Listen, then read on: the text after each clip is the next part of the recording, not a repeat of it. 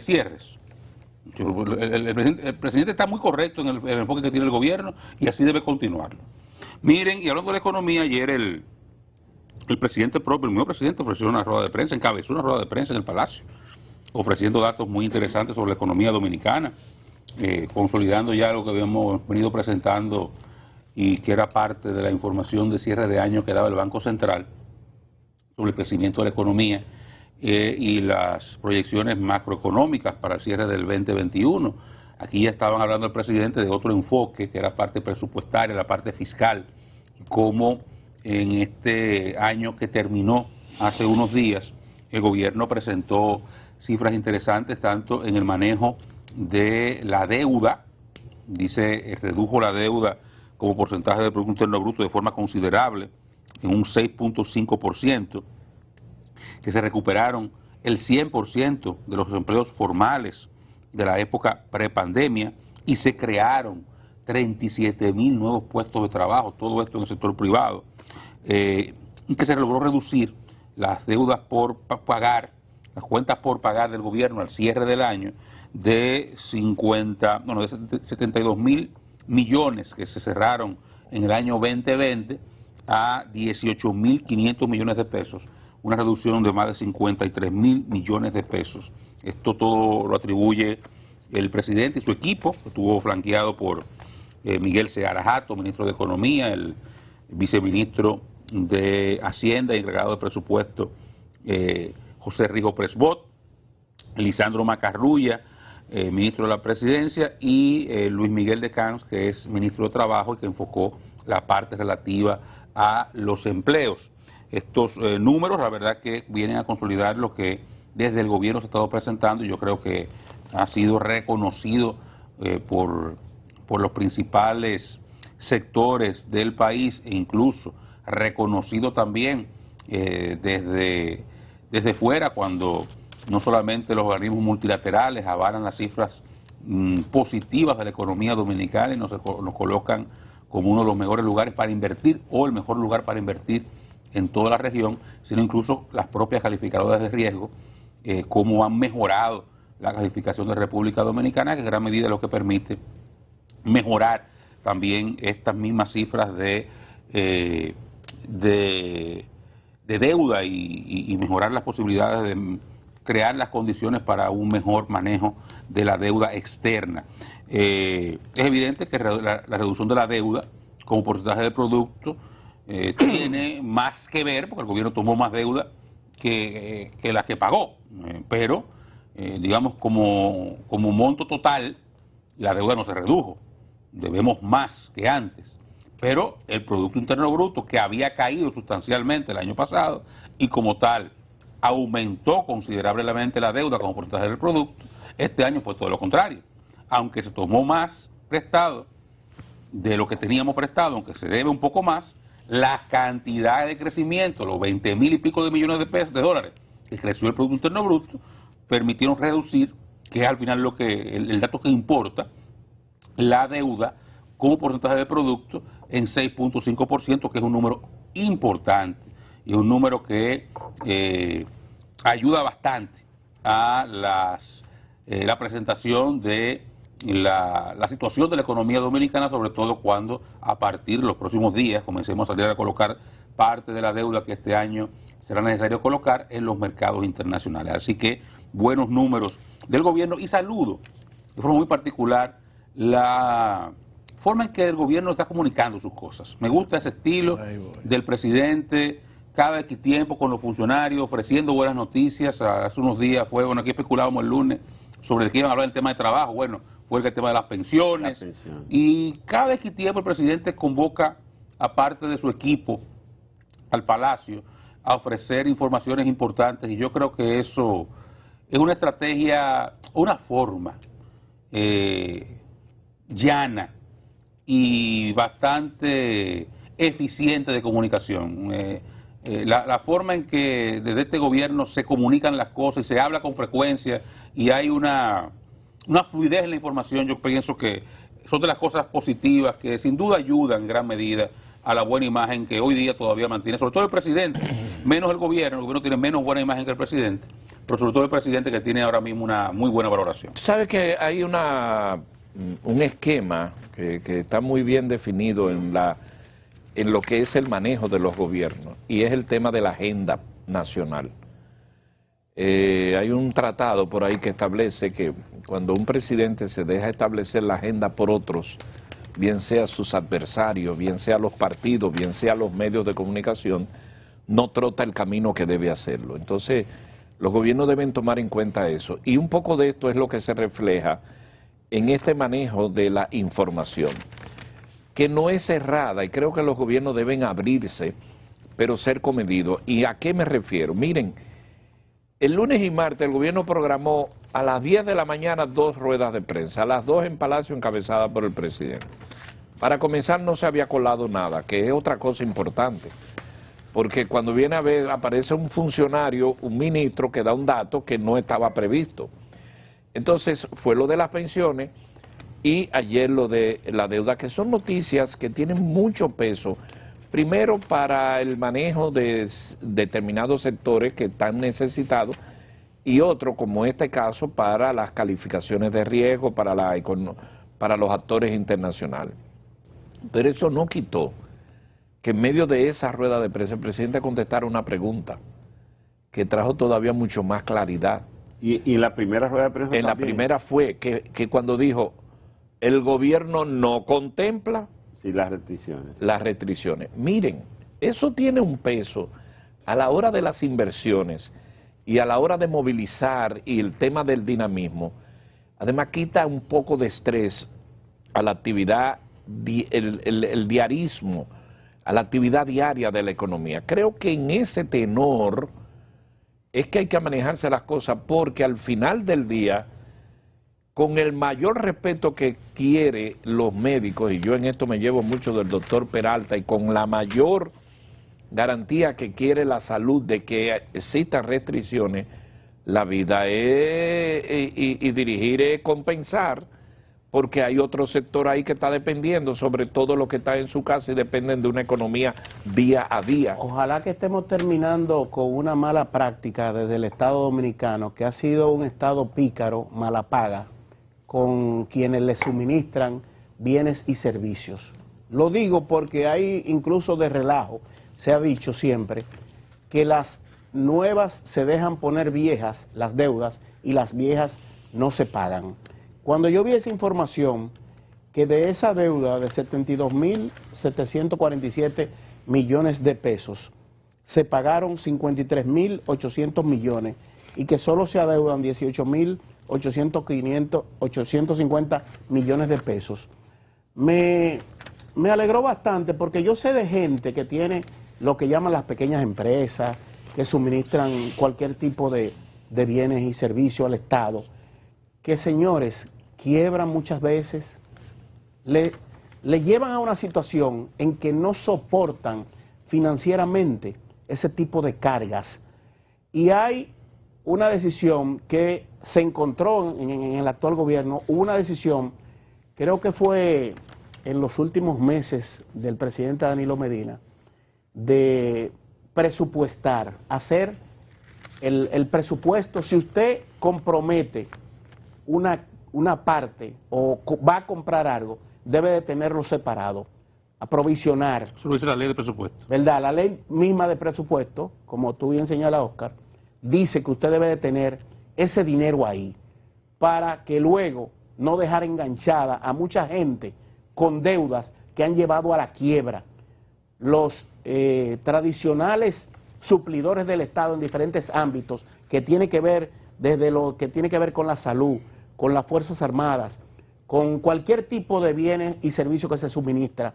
Mucha gente que quiebra porque no le pagan y lo mandan para deuda pública, y viene eso y ese relajito de que las nuevas no se pagan, se dejan poner viejas y las viejas no se pagan. Ojalá que esto sea el inicio del fin de esa mala práctica. Mira, Omar, déjame aclarar un par de puntos ahí, porque yo creo que ese estado pícaro que tú bien describes, hace tiempo que no existe, para ser justo.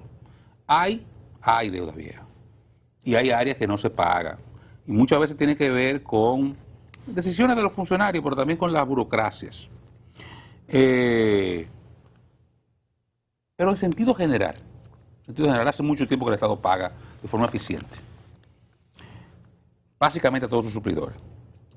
Mi percepción particular, aquí no entraron en detalles de esto, mi percepción particular de lo que pasó ahí, ¿okay?, es que aquí un programa que se creó en la pasada administración, creo que fue en la pasada, si no fue antes, que fue el programa de pago a suplidores a través del Banco de Reservas, se comenzó a desmontar.